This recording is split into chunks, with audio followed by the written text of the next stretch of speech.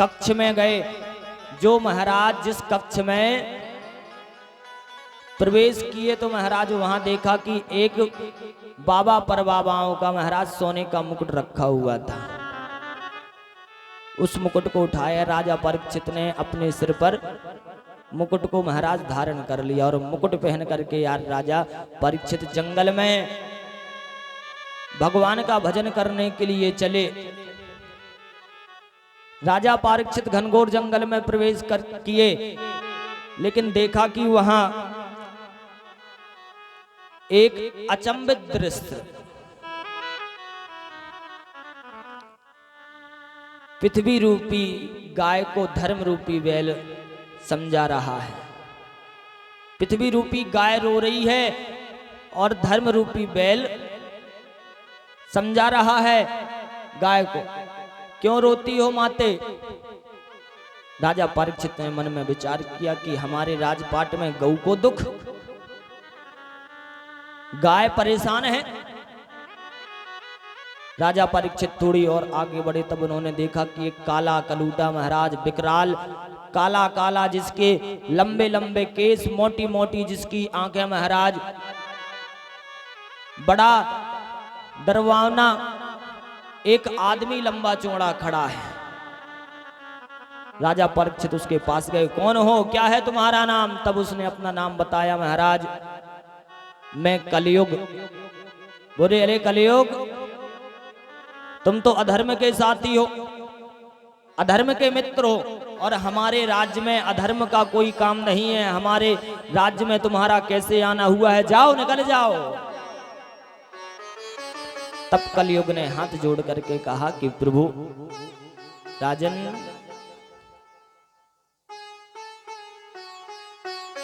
जिस प्रकार द्वापर, जिस प्रकार त्रेता, जिस प्रकार सतयुग का समय आने का होता है, तो अब हमारा भी समय हो गया आने का।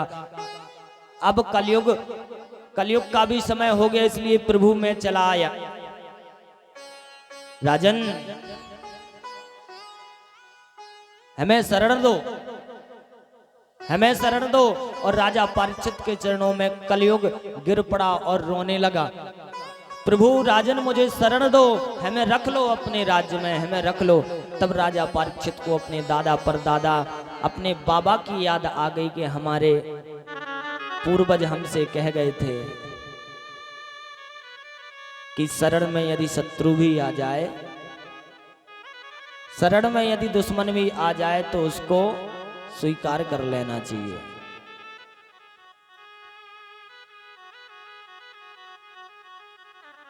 कलयुग सुनो, तुम अधर्म के साथियों पर हमारे राजपाट में अधर्मता नहीं फैलाना। हमारे राजपाट में अधर्मता का कोई काम नहीं है।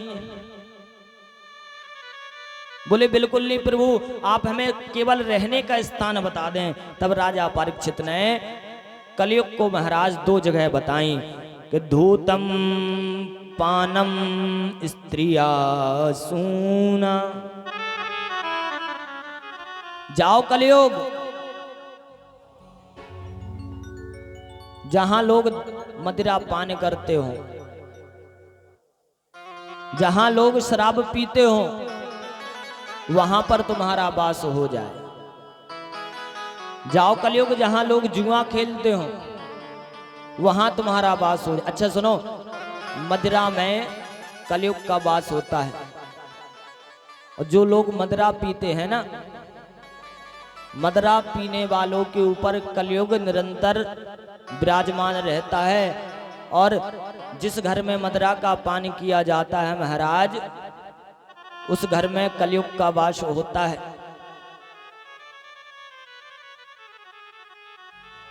सज्जनों, कलयुग आपके ऊपर आक्रमण नहीं करता है, बल्कि आक्रमण कलयुग से आप खुद करवाते हो कि लो आओ हमारे ऊपर आक्रमण करो, हमारे ऊपर अपने अस्त्र शस्त्र चलाओ।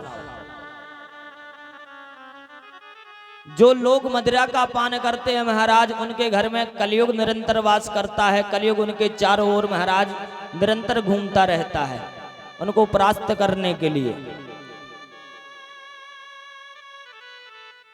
राजा परीक्षित ने कहा, जहां लोग मदिरा पान करते हो वहां तुम्हारा वास हो जाए। जाओ कलयुग, जहां लोग जुआ खेलते हो वहां तुम्हारा वास हो जाए। जहां लोग जुआ खेलते हो वहां भी कलयुग का वास होता है। ये दो जगह राजा परीक्षित ने बताई। तब राजा परीक्षित के चरणों में कलयुग रो कर के कहने लगा, प्रभु बड़ी गंदी जगह है, एक मदरा एक जुआ, कुछ अच्छी जगह बताओ। तब राजा परीक्षित के मुंह से निकल गया, स्त्रियां, जाओ कलयुग, जहां अधिक सुंदरता हो, जहां ज्यादा रूप हो, स्वरूप हो, वहां पर तुम्हारा वास हो जाए। तब कलयुग ने कहा, प्रभु एक आध और बता दो। तब राजा परीक्षित के मुंह से निकल गया, सूना यत्र धर्मा चतुर्विधा, जाओ कलयुग, तुम्हारा वास सोने में भी हो जाए। और राजा परीक्षित के सिर पर सोने का मुकुट था और जाकर के राजा परीक्षित के सोने के मुकुट पर कलयुग विराजमान हो गया। अब राजा परीक्षित के सिर पर जैसी कलयुग बैठा तो राजा परीक्षित की बुद्धि चकित हुई। राजा परीक्षित की बुद्धि फिरी। राजा परीक्षित आगे बढ़े। जेठ का महीना था, जंगल में महाराज प्यास के मारे राजा परीक्षित का कंठ गला सूख रहा था। पानी की तलाश में राजा परीक्षित भटक रहे थे जंगल में, यहां वहां पानी मिल जाए कहीं। लेकिन दूरी दूरी पर राजा परीक्षित को पानी कहीं पर दिखाई नहीं दिया। तब महाराज राजा परीक्षित ने देखा कि एक बड़ा सुंदर आश्रम बना हुआ है और जल की व्यवस्था यहाँ हो सकती है। तब आश्रम में जैसे ही राजा परीक्षित प्रवेश किए, तब वहां पर एक संत महात्मा जिनका नाम समीक ऋषि था, समीक ऋषि विराजमान थे और जो भगवान के ध्यान में मस्त थे, भगवान की समाधि में बैठे हुए थे, भगवान का भजन कर रहे थे। आंखें बंद थी। बाबा जल पिलाओ, बाबा प्यास लगी, बाबा जल पिलाइए, बाबा जल पिलाइए। लेकिन बाबा तो महाराज प्रभु के भजन में लीन थे, बाबा को कुछ सुनाई नहीं दे रहा था। राजा परीक्षित के सिर पर बैठा था कलयुग, कलयुग अपना असर करने लगा। राजा परीक्षित ने सोचा कि हमें तो लगी है प्यास, हम तो मरे जा रहे हैं प्यास के लिए, पानी के लिए। और ये बाबा कैसा कि आंख बंद करके बैठा हुआ है, हमें पानी तक नहीं दे रहा है। तब वहीं पर एक मरा हुआ सर्प पड़ा हुआ था और मरा हुआ सर्प उठा करके राजा परीक्षित ने समीक ऋषि के गले में डाल दिया। और राजा परीक्षित अपनी सुंदर नगर को चले गए, हस्तिनापुर को।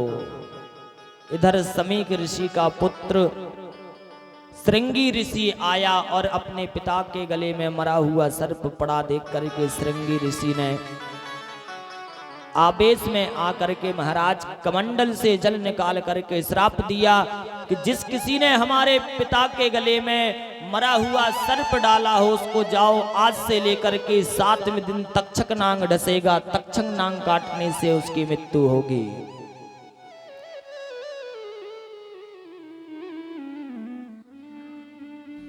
जैसे ही राजा परीक्षित को सज्जनों श्राप लगा, समीक ऋषि की महाराज समाधि खुल गई। और समाधि खुलते ही समीक ऋषि महाराज अपने पुत्र से कहने लगे, बेटा ये तूने क्या किया, ए बेटा तूने क्या किया, ना राजा परीक्षित जैसा राजा होना है ना हुआ है, तुमने ऐसे राजन को श्राप दे दिया, ऐसे राजा को श्राप दे दिया जो महाराज बड़ा सत्यवान राजा था, बड़ी सत्यता के मार्ग पर चलने वाला राजा था। लेकिन पुत्र, संत का श्राप वापस तो नहीं आ सकता, पर श्राप को हल्का किया जा सकता है। जितना जल्दी बेटा हो सके राजा परीक्षित को बता दो कि तुम श्रापित हो गए हो, केवल तुम्हारी जिंदगी के, तुम्हारे जीवन के 7 दिन बचे हैं। इस बात का राजा परीक्षित को पता चला। बोलो राधे राधे।